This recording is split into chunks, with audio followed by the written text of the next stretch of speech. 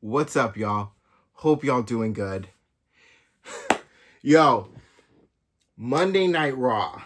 Raw after WrestleMania has always been a special thing to watch because at least this feeling is for me, and I can say with certainty and with confidence that for a lot of people who have been watching um, WWE at the time known as WWF for as long as I have, and I've been watching since 1987.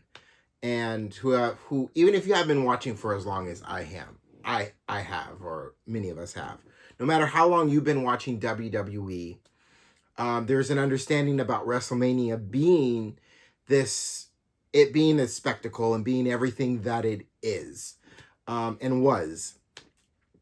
And WrestleMania has always been the end of what that season has been for WWE. It's the World Series, it's the Super Bowl, it's the World Cup, it's the NBA Finals. It's all of that stuff. It's our New Year's Eve bash, right? And we get to the end of WrestleMania when we start Raw. The Raw after WrestleMania is the start of that new season. It's New Year's Day in WWE, and a brand new season starts for us. And there is an off season within WWE, but for the fans, the off season will last about 12 to 24 hours. And the second Monday Night Raw begins, the off season's over. We're in the start of a new season. When you're someone who works for WWE, like an executive or someone like Paul Levesque, Triple H, or one of the many WWE superstars, your off season's a little bit shorter than the fans. But Raw after WrestleMania has always been a special thing to watch. And this year, Raw after WrestleMania, after what was an incredible WrestleMania 41, with everything that happened at WrestleMania 41, Raw after WrestleMania was cooking this year. I mean, so much happened, so many returns, so many feelings we have from the time Monday Night Raw started to the moment Monday Night Raw fade to black. We've got feelings. And on this recap episode of Monday Night Raw, I, Anthony K. Thomas of Wrestling with Rumors, I still got the feelings, and I'm gonna go over everything that happened on Monday Night Raw, and we're gonna talk, and I'm gonna talk out what I'm feeling in the process, and we're gonna go with it. So let's dive in. Monday Night Raw kicks off with John Cena, the newly crowned, new record-breaking, history-making, 17-time world champion John Cena enters into the ring as he begins his quest to ruin professional wrestling. Now, John Cena calls the ring announcer, and he comes up and he tells the ring announcer that he was disrespectful in the way he was announcing John Cena. And John Cena takes out a paper and has it written down or whatever of what he wants the ring announcer to say. So the ring announcer first apologizes for disrespecting John Cena, and then reads everything that John Cena has for him and calls John Cena what he wants him to call John Cena, and that is the last real champion. Then John Cena, one of the first things John Cena says is, "Winners write history." Another thing he says to the fans is, "You mean nothing to me." And then he points to the Tron and says 27, and points to the Tron of how many dates he has within the company. And he lays him out as he's saying how fast time goes by, and he gets to where we're at now, Las Vegas. And he says there are 27 dates he has left that he doesn't have to wrestle. That he doesn't have to wrestle those 27 dates. All he has to do is show up, and then he's gone the end of December. Then John Cena decides he's going to do something nice for the fans. And he says he's going to pose for the fans, holding the championship up. And as he does that, in comes Randy Orton, waiting for John Cena to turn around. And the second John Cena turns around, he hits him with an RKO.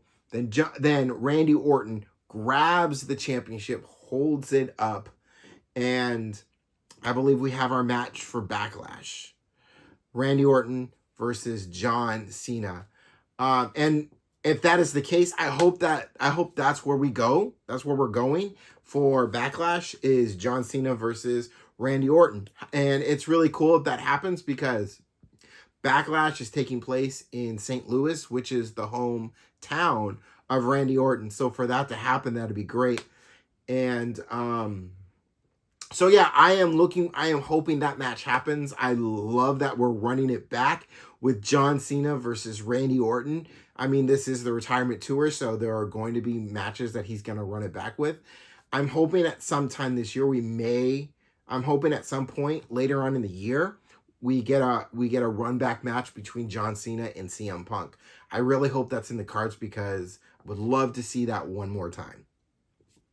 First match of the night was a rematch for the women's tag team championships, Liv Morgan and Raquel Rodriguez versus Becky Lynch and Lyra Valkyria. Before this match started, Becky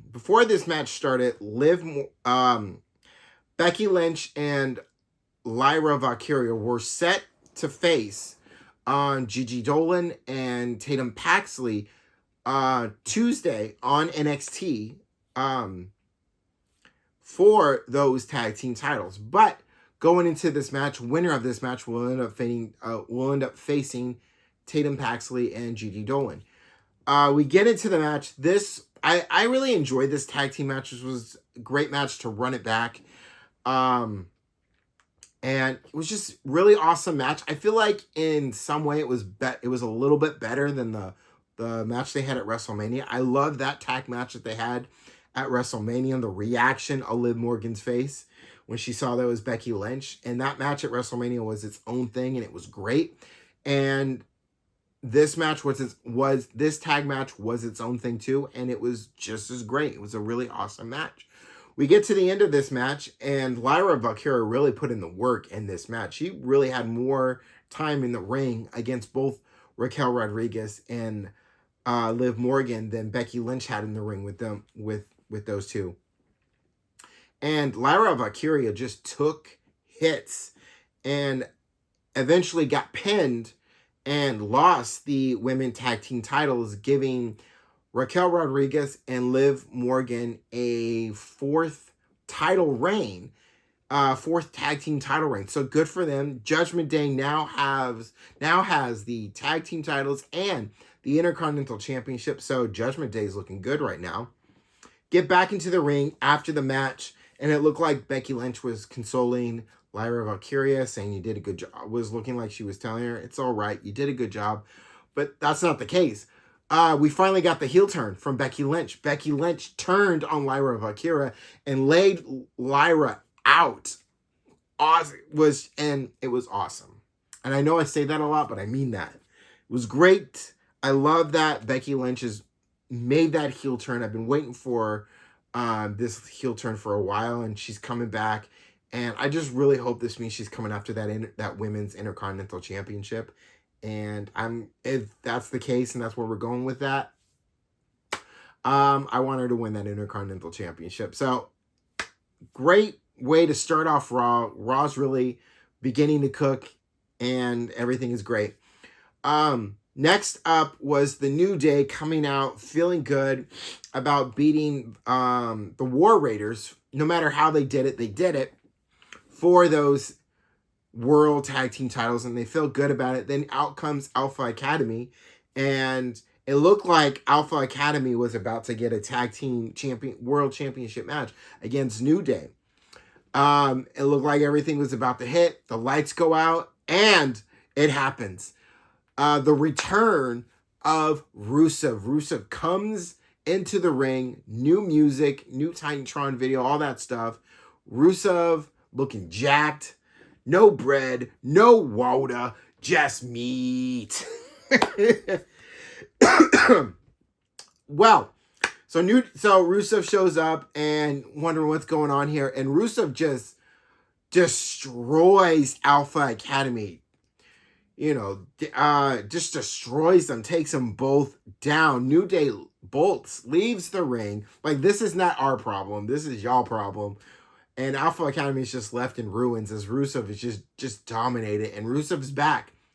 We have Rusev Day once again. Happy Rusev Day to all of you. It's a beautiful thing. So it's good to have Rusev back. Rusev's back to take everything.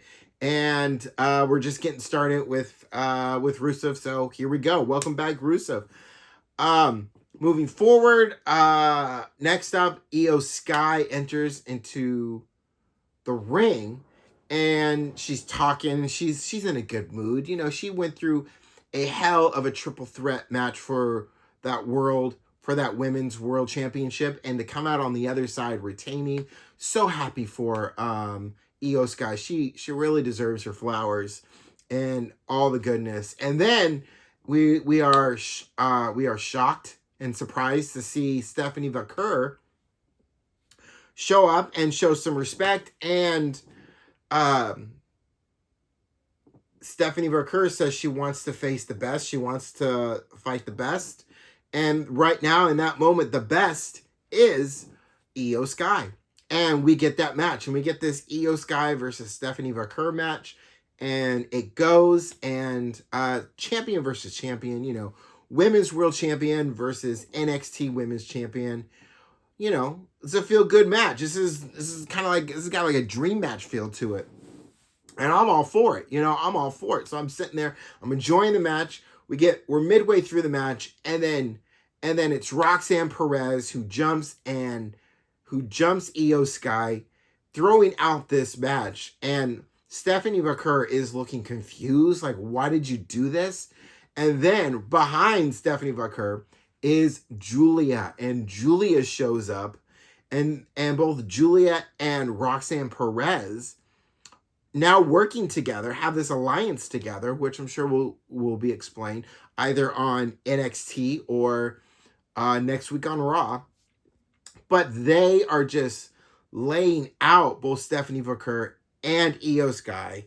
And then Rhea Ripley shows up, and both Roxanne Perez and Julia, they leave the ring. Want nothing to do with Rhea Ripley in that moment. Rhea Ripley helps Io Sky out. Tells Io Sky that she's coming for that world championship, and did it face to face. And then that's pretty much it for that segment. And good segment. I enjoy that match. I really hope somewhere down the line, Io Sky and Stephanie Vaquer run it back, and we get to see that match in its entirety, because I was really enjoying that match, and I would love to see that from start to finish. So I hope that gets down the line. We get down to it. Jey Uso shows up. Everybody's in the ring. Everyone is yeeting, 4 words, 4 letters, 1 word. Yeet. That's what we doing. We happy for Jey Uso. We got this World Heavyweight Championship. He defeated Gunther. It's all good. And then Sami Zayn shows up, and I know I wasn't the only one feeling this. Sami Zayn, we're like, why is Sami out here? And Sami Zayn is saying all the right things, and he's happy for him. He's proud of Jey Uso, and saying you deserve it. In my mind, I was thinking Sami Zayn saying, you deserve it, but you don't deserve it as much as me. And then that would be the turn. And the whole time, I'm waiting to see, and I'm not trusting it fully. I'm not trusting what's going on in the ring as it's supposed to be a celebration fully, because so far there have been some turns going on in this episode of Monday Night Raw. Raw is cooking; it's just getting hotter, and I know I wasn't the only one waiting to see if Sami Zayn was going to do it, if he was going to pull the plug. And then Jimmy Uso comes out, and I'm like, is this what's going on? Like, and I'm still not trusting it. Like, Sami Zayn can still turn on Jay and then bolt before Jimmy could even get his hands on him. But it doesn't. It's a full-on just celebration. Jimmy Uso and Sami Zayn both celebrating, giving Jey Uso his well-deserved flowers and winning the World Heavyweight Championship, climbing to the top of the mountain. And that's what it was. It was just, we're happy for you. Feel good. Let's show some love. And that's what happened. We come back from the break, and before we go, as we're going to the break, it's the next match up is Penta versus Dominic Mysterio for the Intercontinental Championship. And I'm like, all right, we got a championship match. And then we come back from the break, and Gunther is out there, and he's talking to both Michael Cole and Pat McAfee. And I'm like, okay, what's going on? Like, I'm just really just watching, seeing what's going on. Gunther starts getting up in Michael Cole's face. Michael Cole defends himself, saying, look, saying we are commentators, we say what we say, we have our opinions, all that stuff. And then Gunther crosses the line. He legit crosses the line, grabs Michael Cole, gets him in a chokehold. Pat McAfee's like, hell no, and goes for a hits Gunther with a forearm, and Gunther, that's when you got the executives and you got security and refs coming out trying to separate them. Pat McAfee's like, it's all good. I was just defending Michael Cole from what Gunther almost was about to do to Michael Cole. And Gunther ain't taking that sitting down. He grabs Pat McAfee and gets him in a chokehold. Sleeper in a chokehold, just holds that grip on. Then you got Pat McAfee's boys from the Pat McAfee show. They jump the barricade. They try to go after Gunther to get Gunther off of Pat McAfee, but you got half of the refs and security keeping Pat McAfee's boys at bay, while the other half of the referees are trying to get Gunther, and especially the GM, off of Pat McAfee. And Gunther's got a tight grip. He is not letting go. And Pat McAfee is turning colors. Like, he's turning red. He's really starting to get there. Finally, Gunther lets go, and Gunther is sent away. And we take another commercial break because everything is just a disarray, full chaos. And when we come back, they're helping. Michael Cole is walking with Pat McAfee to the back. Pat McAfee is just like choking for air. He's got water. And we didn't hear anything else about Pat McAfee, about how is he doing after that. I feel like a lot of us have to watch Tuesday's episode of the Pat McAfee show to see if we get any kind of update about what's going on in that area. Michael Cole said that he might have a broken nose, but Michael Cole was not going to take the rest of the night off, even though he was given the rest of the night off, as Joe Tessitore was headed to the announcer's desk to finish out the rest of the show. Michael Cole was not going to let a bully, as he said, and Gunther stop him from doing his job, the thing he loves to do. So Michael Cole headed back out to the announcer's desk, sits down with Joe Tessitore, and finishes the show. And show goes on, as we all say. Up next, that match, Penta versus Dominic Mysterio for the Intercontinental Championship. This is a good championship match. Good first championship match for Dominic Mysterio. JD McDonough makes his return, gives the assist to Dominic Mysterio, and pushing Penta off the top rope. And Dominic Mysterio capitalizes on it, hits the frog splash, gets the win, retains his Intercontinental Championship. And the look on Finn Balor's face is like, I did not know JD like he didn't know JD was coming back. It's almost like Finn Balor's kind of like on the outs. And I said this on the WrestleMania Stand and Deliver recap that I really feel that Finn Balor is going to turn on Dominic Mysterio soon. He is the last original member of the Judgment Day, so I really feel like it's going to happen for Finn Balor, because Finn Balor wants that shot, wants that Intercontinental Championship, especially the way he was looking at that Intercontinental Championship as Dominic Mysterio was about to head out to the ring.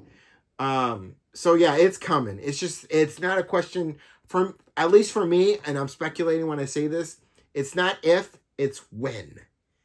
And we got a couple weeks before Backlash, so just gotta stay comfortable and wait and see. So we get to the end of the show, and before I talk about this last thing, I just want to say that since Raw has come on the air, besides the first episode back in January on Netflix for Raw, Raw has been as of late about a 2.5 hour show. And I love that. That's the perfect amount of Raw. And on those special occasions, like that first episode of Raw on Netflix, it's 3 hours. And I always feel like that is always going to be the case now that Raw is on Netflix. That for the most part, Raw will be a 2.5 hour, maybe even a 2 hour, 40-minute show. But on those special occasions, after something big and something special that happened at a PLE, Raw will be an occasional 3 hour show. And Raw after Mania is the perfect example of Raw needing to be a 3 hour show. And Raw was practically a 3 hour show. We almost hit that 3 hour line. We didn't quite cross into 3 hour territory. We got into the 2 hour, 50 something minutes, but damn near close to a 3 hour show for Raw. Anyway, we end the show with Seth Rollins and Paul Heyman. We're all curious to hear about what Seth Rollins and Paul Heyman are going to say about what happened at the end of that triple threat match between Seth Rollins, CM Punk, and Roman Reigns. Before Seth Rollins could say anything, out comes CM Punk. CM Punk comes up, got the tape going, still rolling it up. He's good to go. He's ready to fight. Goes into the ring. Instantly, we got Seth Rollins and we got CM Punk. They fighting it out. They go into war. But Seth Rollins puts CM Punk down, and then out comes and then Seth, once Seth Rollins puts CM Punk down, Paul Heyman takes the mic and says that Seth Rollins is the reigning, defending number one WWE superstar. Number one.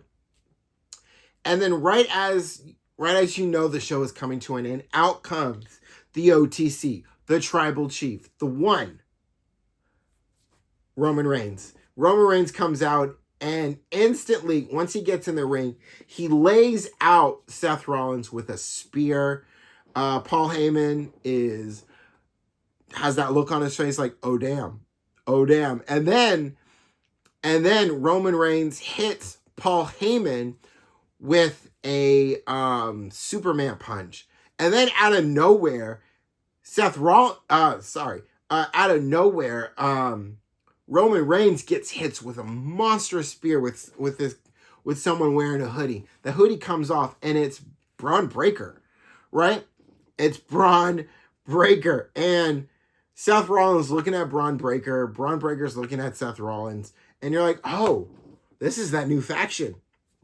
And it is, because Braun Breaker goes for a second spear on Roman Reigns when he spears Roman Reigns at fast speed through the barricade. Just Roman Reigns is out. CM Punk is taking stomp after stomp. And when the show is over, you have Paul Heyman, Seth Rollins, and Braun Breaker standing tall as a unit. There's a new faction in town, and these guys are working together. I don't know who knows where we're out. We are in a new season of WWE. Monday Night Raw was cooking tonight. Wow, right? Just wow. And in the back of my mind, I can't help but think that this kind of brings some kind of like the enemy of my enemy is my friend kind of thing between CM Punk and Roman Reigns.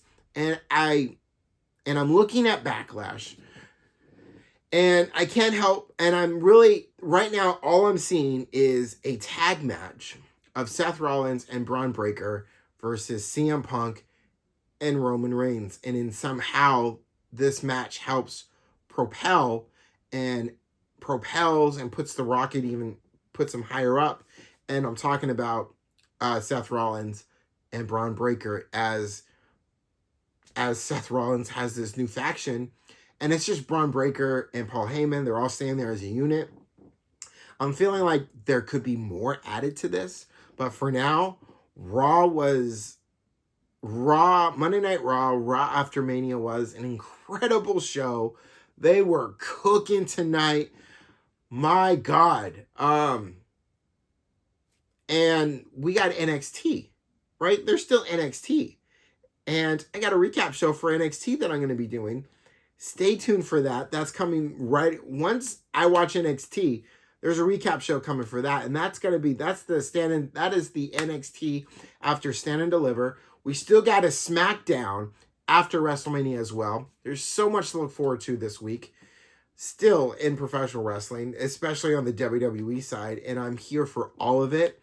Thank you to all of you for sticking with me and watching this Raw recap, Raw after Mania recap. I'm feeling all of it still, and don't forget to subscribe, hit the like button, let me know what you thought, let me know how you felt about Raw after Mania, and check me out on the other socials: Instagram, X, TikTok. I am Instagram. I am the Anthony KT on all those socials. Go ahead and check me out. Follow me if you like. But this has been I am Anthony KT from Wrestling with Rumors. This has been a Raw recap edition. I appreciate all of you, and I'll see you on the next one, y'all. Peace, y'all.